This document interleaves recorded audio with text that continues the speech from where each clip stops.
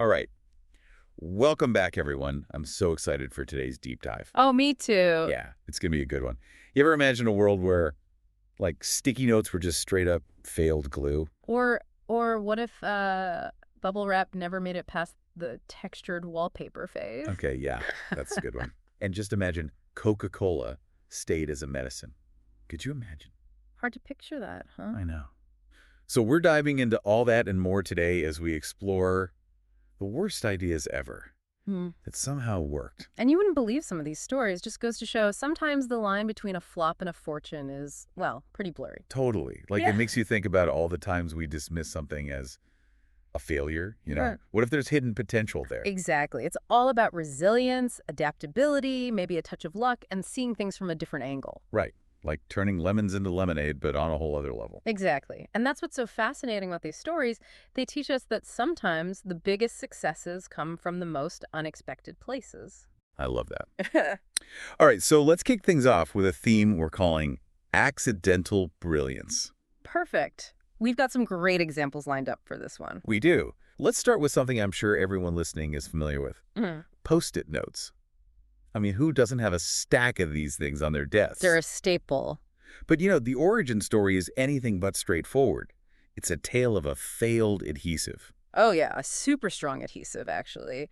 The scientist who created it, Dr. Spencer Silver, was pretty bummed when his experiment didn't go as planned. He wanted something that would bond permanently, but instead he ended up with a glue that was, well, kind of weak. It would stick lightly to surfaces but could be peeled off without leaving any residue.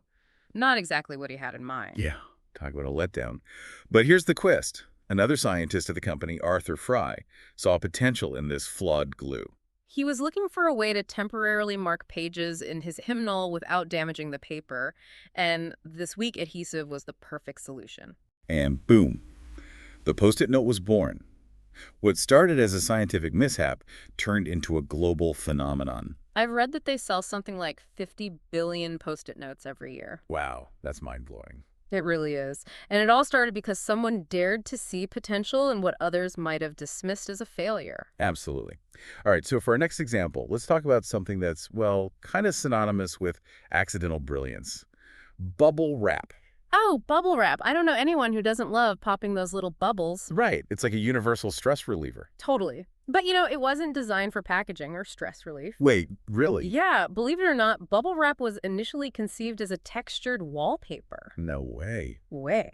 In 1957, two engineers, Alfred Fielding and Mark Chavans, sealed two shower curtains together, trapping air bubbles in between, thinking it would create this, interesting 3D wallpaper. Well, that's innovative, I guess. Right, but their wallpaper idea, it didn't really take off. Well, I guess I've never seen bubble wrap wallpaper in anyone's house. Me neither. But Fielding and Chavans didn't give up. They recognized that their creation had other unique properties, like it was lightweight, it was insulating, and it was surprisingly good at protecting fragile items. Ah, so that's how it became the go-to packaging material we know and love today. Exactly. And the added bonus, of course, was that delightful popping sound that just makes everyone happy. Yeah, that popping sound is definitely part of its charm. Totally. Okay, let's move on to another household staple that, well, had a pretty unexpected beginning. What do you have in mind? WD-40.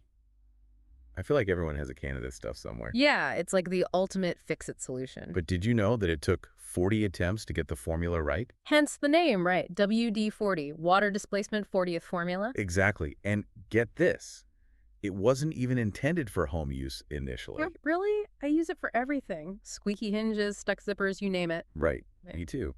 But it was originally developed as a rust prevention solution for aerospace applications, specifically for the Atlas missile back in the 1950s. Wow. Talk about a different target audience. I know, right? But luckily for all of us, the company behind WD-40, the Rocket Chemical Company, they recognized that their product had a much broader appeal. And so they decided to market it for a wider range of uses. Pretty smart move, if you ask me. Totally. It's a classic example of pivoting, and it paid off big time. WD-40 is now a global brand with estimated annual sales of over $400 million. And they sell it in over 176 countries. Pretty impressive for a product that was initially designed to protect missiles from rust. That's incredible. So we've seen how accidents and unexpected discoveries can lead to brilliant inventions. But sometimes it's not about stumbling onto something new. It's about looking at an existing product or idea with fresh eyes and, well, reframing what might be perceived as a failure. Yeah, like turning that perceived failure into a success.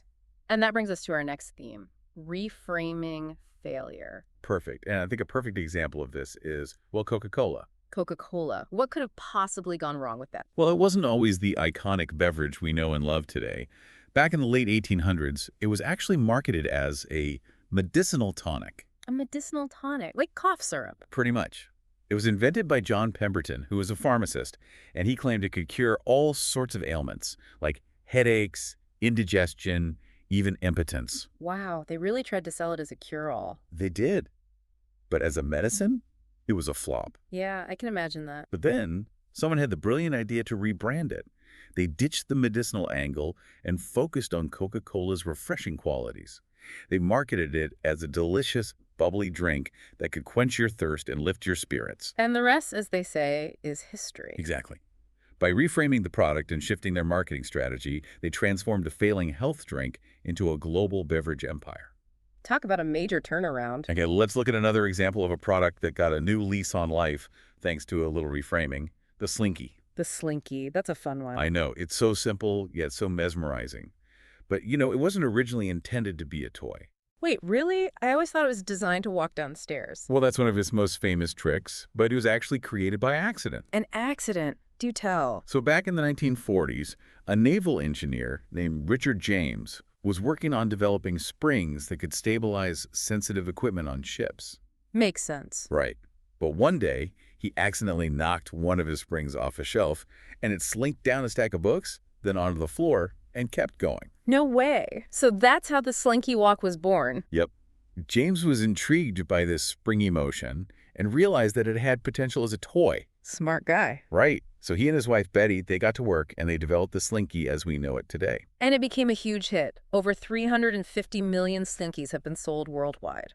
That's a lot of slinking. Okay, so for our next reframing example, I want to talk about something that's both incredibly practical and kind of a marvel of nature-inspired design.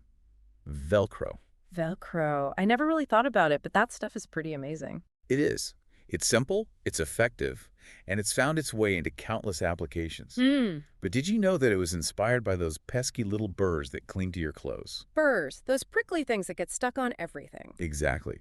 So back in 1941, a Swiss engineer named George de Mestral was out hunting with his dog when he noticed that these burrs were tenaciously attached to his pants and his dog's fur. That's happened to me so many times. Right. It's so annoying. But de Mestral, he was intrigued. He took a closer look at the burrs under a microscope and discovered that they were covered in tiny hooks that could latch onto the loops of fabric or fur. Ah, so that's how they stick so well. Yep. And it was a light bulb moment for him. De Mestral realized that he could create a revolutionary fastening system by mimicking nature's design. So he basically replicated the hooks and loops of the bird. Exactly. And thus, Velcro was born.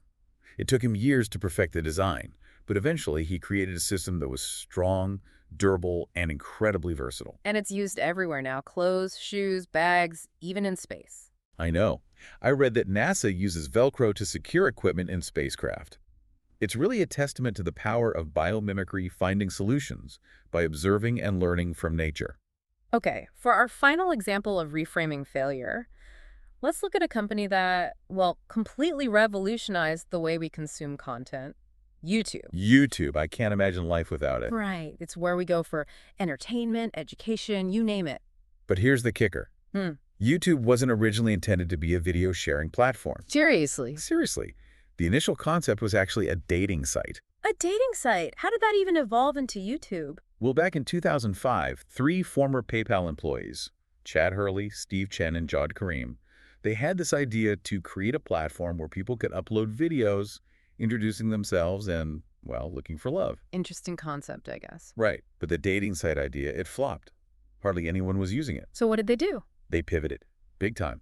They realized that people were using their platform to share all kinds of videos, not just dating profiles. Makes sense. So they ditched the dating angle and relaunched YouTube as a general-purpose video sharing website. And that was a game changer. Totally. It was a stroke of genius. Yeah. Within a year, YouTube had exploded in popularity, and it was acquired by Google for a whopping $1.65 billion. That's incredible. And now it's one of the most visited websites in the world. Right. It's completely reshaped the digital landscape. So we've seen how reframing failure can lead to massive success. Yeah. But I think there's another important lesson here, and it's about defying initial criticism. Ooh, yeah, that's a good one. Because sometimes the things that are most groundbreaking, most innovative, they're not always met with open arms. You're right. And a great example of that is, well, the Eiffel Tower. The Eiffel Tower, the iconic symbol of Paris, one of the most visited landmarks in the world. I know, right? It's hard But- to imagine Paris without it. Exactly. Eh. But believe it or not, when it was first built for the 1889 World's Fair, it was met with fierce criticism. Oh, yeah. A lot of people thought it was an eyesore. They called it a monstrosity, a giant skeleton. Some even said it would collapse. That's crazy. I know, right? But Gustav Eiffel, the engineer behind the tower, he believed in his vision. And he was right to. Absolutely. He saw the tower as a masterpiece of engineering, a symbol of progress and innovation. And it's certainly become that. It has.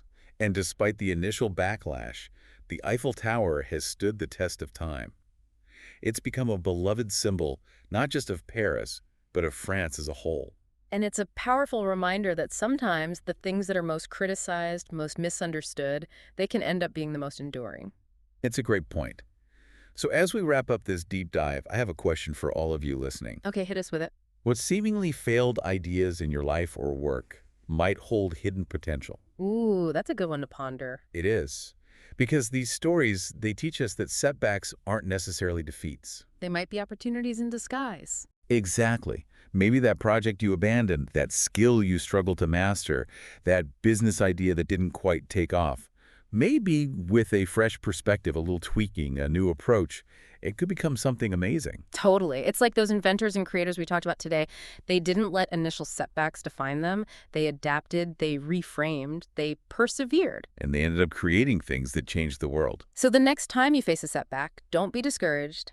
Step back, reassess, and see if there's a hidden opportunity waiting to be unlocked. You never know, your next failure might just be your greatest triumph yet. Couldn't have said it better myself. All right, that's a wrap for today's deep dive. See you next time. See ya. Bye, everyone. Bye.